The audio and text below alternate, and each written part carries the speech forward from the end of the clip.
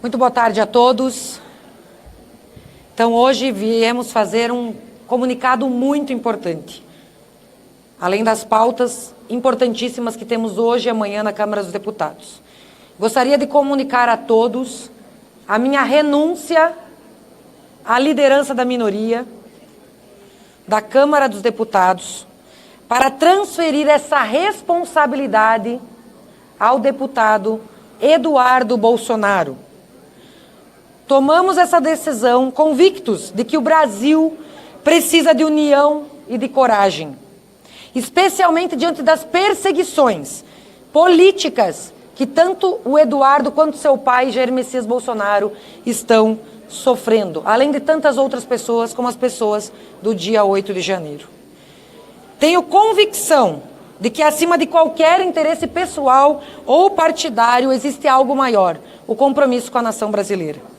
Eduardo, mesmo exilado diante dessas perseguições, tem demonstrado firmeza e dedicação na defesa das liberdades individuais e na busca para também tentar restabelecer o reequilíbrio entre os poderes, que é uma condição essencial para que tenhamos uma plena democracia. Então, nós confiamos plenamente na capacidade dele de conduzir essa liderança com responsabilidade e coragem. E seguirei, no caso, firme ao seu lado nessa missão, pois a nossa causa é maior. É a defesa da liberdade, da Constituição, da soberania e do futuro do Brasil. Então, vou passar a palavra nesse momento ao Zuco, ao Sócines, mais algum deputado que quer comentar, depois responderemos aos questionamentos.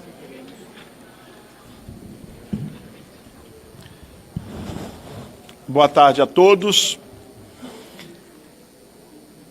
Como líder do maior partido de oposição da Câmara dos Deputados, é atribuição nossa a indicação dos líderes da oposição, neste caso o líder Zuco, e neste caso, até este presente momento, a deputada Carol Detone.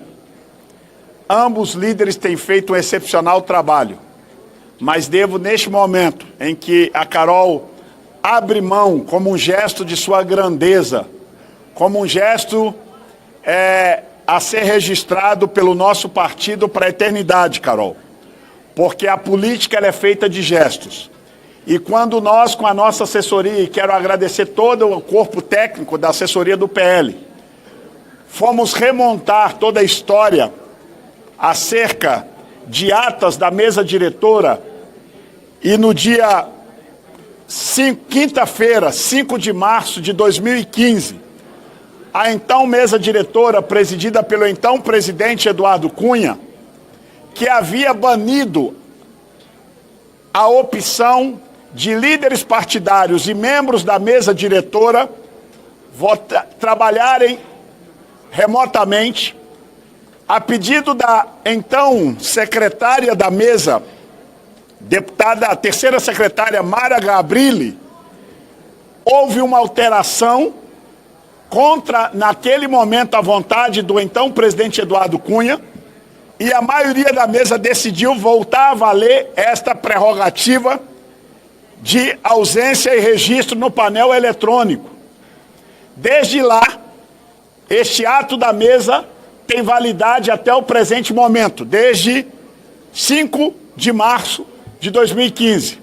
É valendo neste ato da mesa que a deputada Carol Detone faz esse singelo gesto ao nosso guerreiro deputado Eduardo Bolsonaro, que é sabido de todos, está exilado nos Estados Unidos para lutar contra injustiças, contra a sua família e contra muitos de nós que somos conservadores e da direita. Ademais da crítica de algumas pessoas, nós do PL reconhecemos o brilhante trabalho que o nosso deputado Eduardo Bolsonaro tem feito naquele país, e de lá, baseado na resolução da mesa diretora da Câmara, nós o nomearemos a partir de agora como o líder. Nomeação está sendo feita neste exato momento, que quero apresentar a todos ao presidente da Câmara, Hugo Mota, com o deputado Eduardo Bolsonaro, a partir desta data, nosso líder da minoria, automaticamente devo comunicar que, pelo singelo gesto desta guerreira, a deputada Carol Detoni, nós estamos também recebendo o ofício do deputado Eduardo Bolsonaro, que nomeia a deputada Carol Detoni vice-líder da minoria. Primeira vice-líder da minoria, que logicamente, nos momentos de ausência em plenário, ela de fato exercerá e representará o deputado Eduardo Bolsonaro enquanto ele estiver nos Estados Unidos. Este é um lançamento que nós fazemos, lançamos mão de um recurso, de um ato da mesa diretora.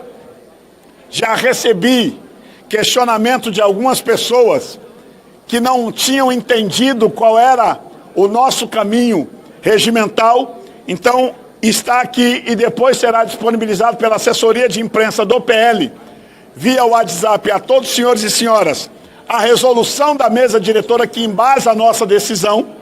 Decisão essa amparada nesta resolução da mesa e já dialogada com o presidente Hugo Mota, que eu comuniquei deste fato, junto com o líder Zulco, no dia de ontem, o que nós iríamos comunicar a todos os senhores e senhoras da imprensa, a todos os senhores e senhoras brasileiros, no dia de hoje. Dito isso, passo a palavra ao líder Zulco e depois estamos à disposição para mais alguns parlamentares e respostas de quem tiver dúvidas. Vai tentando aqui qualquer coisa. A minha fala é muito rápida, só de forma muito simples, aproveitando a presença de toda a imprensa, dizer que já uma das primeiras orientações do nosso líder da minoria, novo líder da minoria, Eduardo Bolsonaro, é sim trabalharmos a pauta que a Carol, o Sóstene e toda a oposição trabalhou tanto para a conquista da nossa anistia. Então, Carol, fica aqui o nosso reconhecimento, a tua atitude, essa nobreza de atitude, e dizer para todos vocês que acordado, repetindo, acordado com a presidência, amanhã será pautado a urgência da anistia e já estamos trabalhando também com o líder Sóstenes um texto, visto que todos nós assistimos na semana passada, na nossa visão, um teatro onde deixou claro e evidente que aquela primeira turma, dito não pelo líder da oposição ou pelos parlamentares, mas sim pelo ministro Luiz Fux, da incompetência absoluta da primeira turma em julgar aquelas pessoas. Poderíamos falar do golpe sem governo deposto, ou de um crime que não pode ser punido por cogitação, inclusive com uma analogia ao PGR, antigo PGR Janot, mas eu sei que muitos aqui vão ir para uma ideologia e não para o mundo jurídico, que foi às 12 horas, muito bem estruturadas pelo ministro Luiz Fux. Na primeira oportunidade, o novo líder da minoria, Eduardo Bolsonaro, também fará o seu pronunciamento para falar sobre os próximos passos. E pode ter certeza que nós vamos pautar a urgência da anistia, aprovar a urgência da anistia e depois, na sequência, o mérito. Eu chamo agora então a Carol para as devidas respostas, ou melhor, responder as perguntas dos senhores. Bia, desculpa. Só um minutinho que eu vou dar uma palavrinha antes das perguntas, por gentileza. Okay. É só para parabenizar a deputada Carol Detoni por esse gesto. Eu que fui líder da minoria também, sei da importância do trabalho da minoria, e a minoria trabalhando junto com o PL, que é o maior partido da minoria, com a oposição.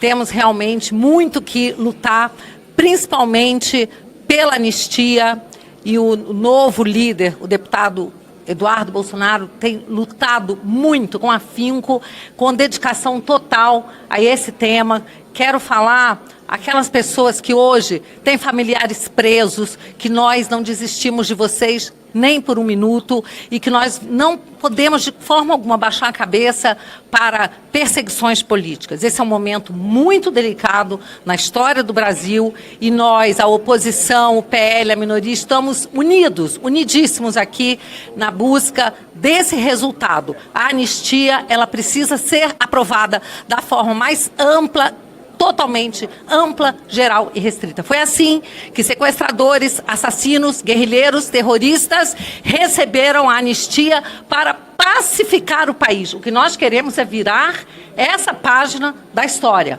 com anistia, que todos os crimes e os não crimes cometidos sejam apagados e que a gente possa seguir em frente. É pelo Brasil, é pela liberdade, é por todos os brasileiros.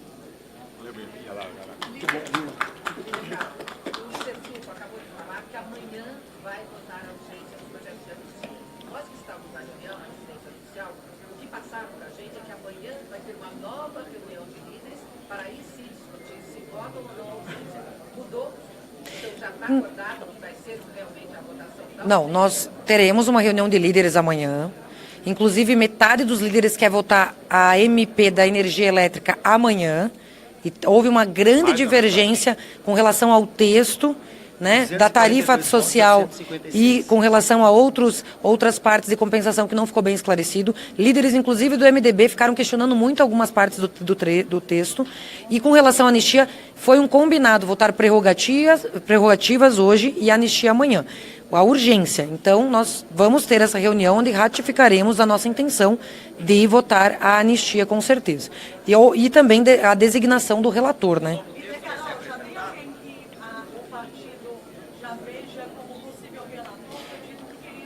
Só conversa de bastidores por enquanto, mas está se especulando um deputado do Paraná, acredito que é do conhecimento de todos. Deixa o Hugo comunicar. O Hugo que tem que comunicar, na verdade. Mas nós estamos aqui para falar sobre a questão da renúncia da liderança da minoria e algum esclarecimento quanto a isso. Algum questionamento?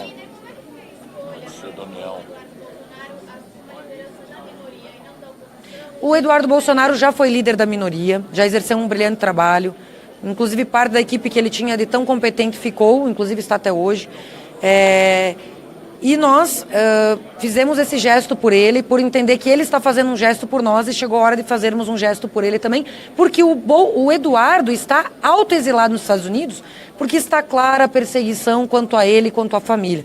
Vide o que está acontecendo no julgamento do presidente Bolsonaro, em que os juízes da turma são todos inimigos declarados, são suspeitos, impedidos, e não se impediram de julgar um caso onde era claramente, não era o caso deles serem juízes competentes para isso.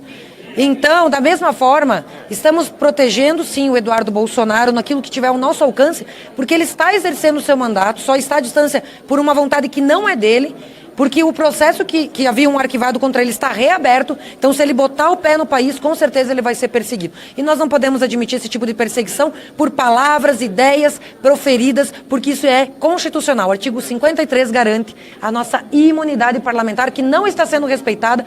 Daí um dos motivos por estarmos retomando esse assunto das prerrogativas, para que se respeite o exercício do mandato parlamentar.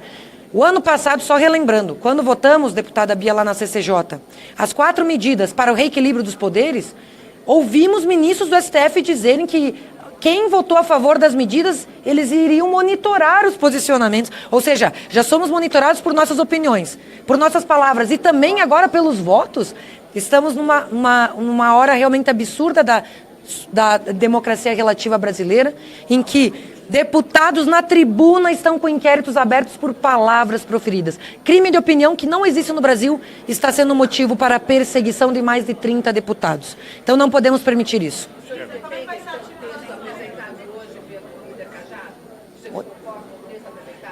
Falamos para o deputado Cajado que temos pontos a contribuir com o texto, inclusive o caput do artigo 53, para que tenhamos uma proteção não só na tribuna, mas também em qualquer ambiente que o deputado estiver. Por exemplo, o deputado está na sua base, fazendo um discurso, num comício, na rede social. Nós precisamos ter essa proteção, porque a nossa atividade parlamentar, ela é ampla. Nós não deixamos de ser parlamentar quando não estamos no púlpito. Nós estamos aqui numa coletiva, nós somos parlamentares. Temos que ter essa proteção.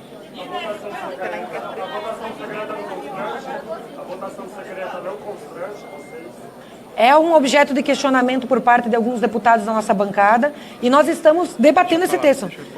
O deputado Sócrates quer responder essa, com relação a isso. Respondendo sobre a votação secreta, eu acho que essa pergunta deveria ser respondida pelos deputados constituintes, porque lá eles decidiram que a votação seria secreta. Nós só estamos referendando o que os constituintes originários, por algum motivo, e eu acho que constituinte originário não estava com nenhum interesse antirrepublicanos, que colocou essa votação para ser secreta. Se eles têm essa motivação, se eles tiveram essa motivação no passado, por que se constranger por essa motivação no presente? Nenhum constrangimento. Vide o caso que acabei de mencionar na CCJ.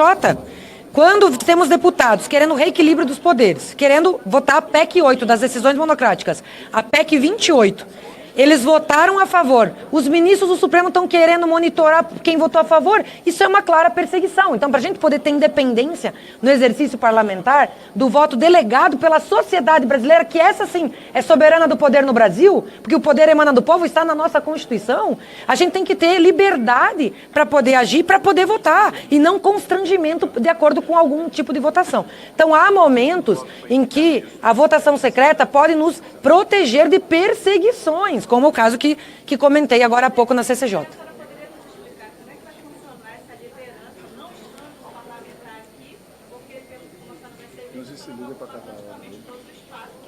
Nós temos várias maneiras. Durante a pandemia, nós tivemos o recurso da videoconferência, em que todas as sessões foram feitas online.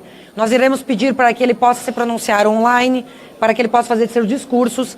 E, independente disso, existem os vice-líderes que vão ter delegação também para atuar, como ocorre. Se eu não estou numa comissão e delego o tempo de líder para outro utilizar, mas faremos reuniões com ele, teremos as suas diretrizes, então não prejudica de forma alguma, temos recursos tecnológicos para que ele possa exercer plenamente. E tudo isso está autorizado pelo regimento e desde a pandemia, inclusive por videoconferência, se for o caso.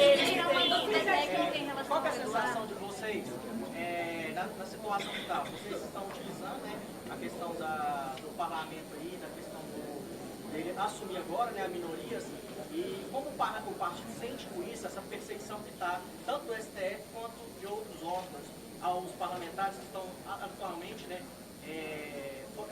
exilados fora do Estado, lá nos Estados Unidos? É um momento muito delicado da nossa sociedade, em que cidadãos comuns estão sofrendo o peso de uma injustiça, como o caso do dia 8 de janeiro, por isso temos lutado pela anistia. É uma situação delicada em que as nossas prerrogativas são violadas. Então, semanalmente, diariamente, estamos lutando por isso.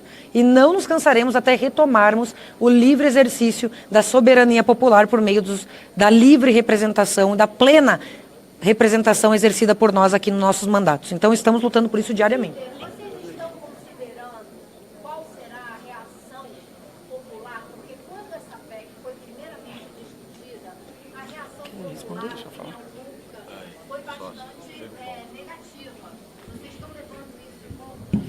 Deixa eu perguntar, eu vou te responder com uma pergunta. Aumento de imposto é pauta popular?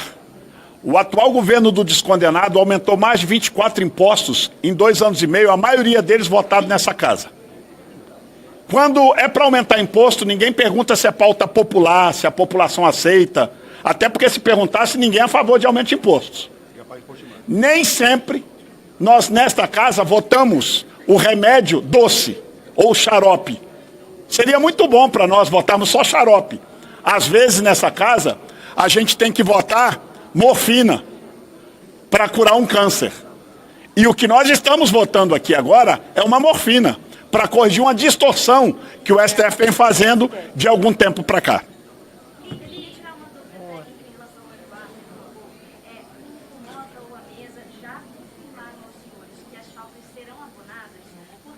Cerca regimental. Que me explicaram tecnicamente que lá atrás, em 2015, se o deputado, o líder, até quem é presidente de partido estivesse fora do Brasil e não tivesse autorização da Câmara, a falta não era abonada, que é o caso do Eduardo. Então eu queria saber se tecnicamente foi falado com os senhores, se o Mota confirmou que irá abonar, porque pelo que eu entendi, o abono de faltas é feito numa fase posterior pela mesa diretora. Mas não se trata de abono de falta. A resolução de 2015, ela é muito clara. Não é abono de falta. Ele é líder, como todo e qualquer líder, ou todo e qualquer membro da mesa diretora. A palavra técnica é ausência justificada. Não é abono de falta, é ausência justificada. Isso cabe a qualquer líder nesta casa, como a qualquer membro da mesa diretora. É isso que diz a resolução. Mas o que disseram é que se o deputado estiver fora do Brasil sem autorização da Câmara, Olha só, eu queria saber se os senhores já conversaram com a mesa. eu conversei, eu pessoalmente, com o deputado Zucco, que aqui está o líder, conversei com o Hugo Mota ontem e levei a ele, não é, comuniquei da resolução, enviei a ele a resolução e nós não precisamos do retorno dele, é claro o ato da mesa, não tem discussão sobre o ato da mesa. Tá? Já sei, já falei. Bom, gente, muito obrigado, bom trabalho a todos. De quê? Não, nós estamos discutindo urgência. Um passo cada vez. Nós vamos votar amanhã urgência. Texto, aí nós vamos aguardar o Hugo Mota nomear o relator e aí nós vamos discutir o mérito a posteriori. Ok? Muito obrigado, gente. Força, Eduardo!